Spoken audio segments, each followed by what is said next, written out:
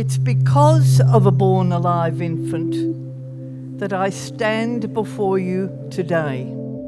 I'm a retired nurse and midwife who in the early 1970s nursed in a premature baby nurse unit of a large women's hospital.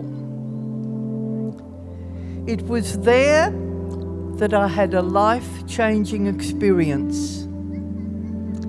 An experience which has propelled me onto this stage today and many other platforms, appealing for an end to the human rights breaches suffered by aborted babies born alive. I've always felt that I owed it to them. If the very nurses charged with their care fail to speak up for them, who will? They are voiceless, and it's a privilege to speak on their behalf. I'd been nursing about 9 years when I suffered a distressing situation in the hospital in which I'd come to work. I was a general trained nurse and midwife who'd recently gained a certificate in maternal and child welfare, after which I joined the staff of a 46-cot premature baby unit.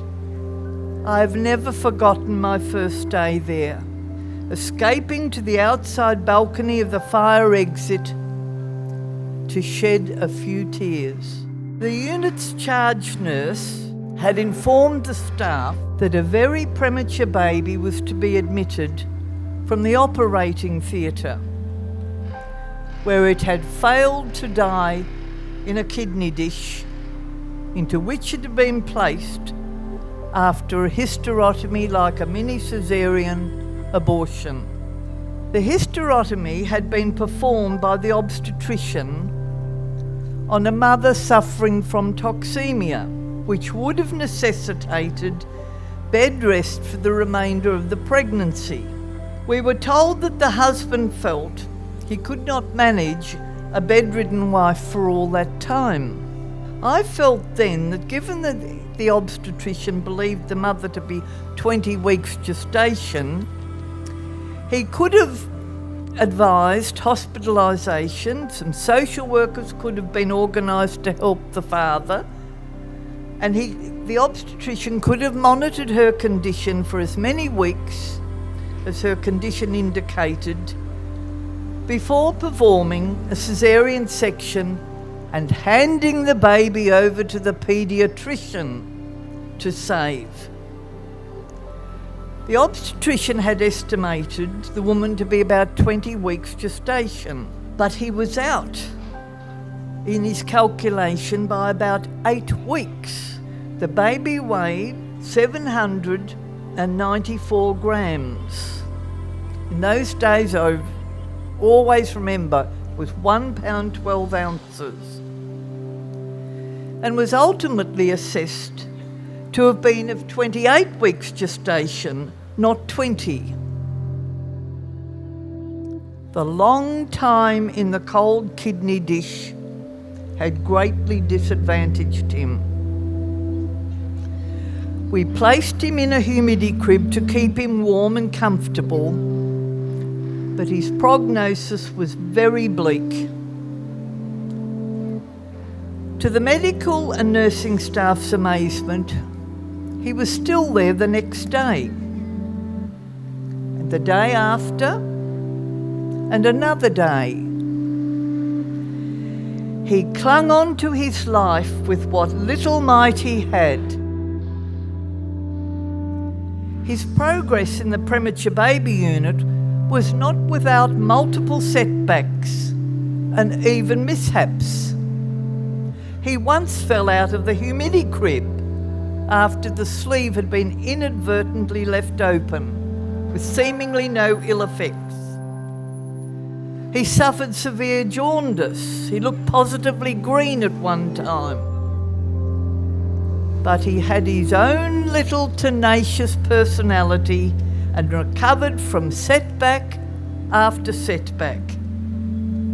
The worry always being what these would affect his physical and mental health in later life. Hours had turned into days, days into weeks, weeks into months, and finally the baby was discharged home into his parents' care.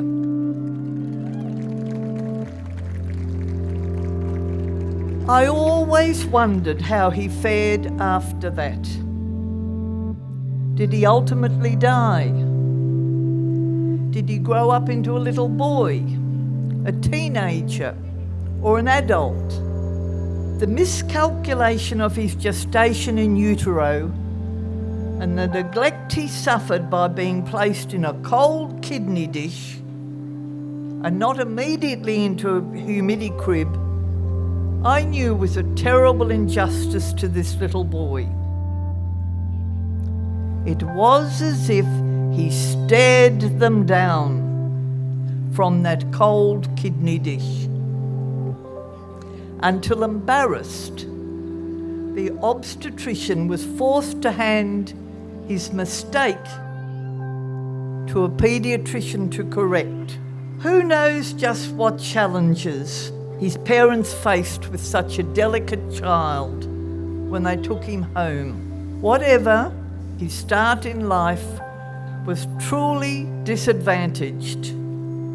He had deserved better. I can still see him very vividly. I remember his name, and I've always been haunted by the thought that there are other babies out there today, lying in cold kidney dishes, crying for their mothers,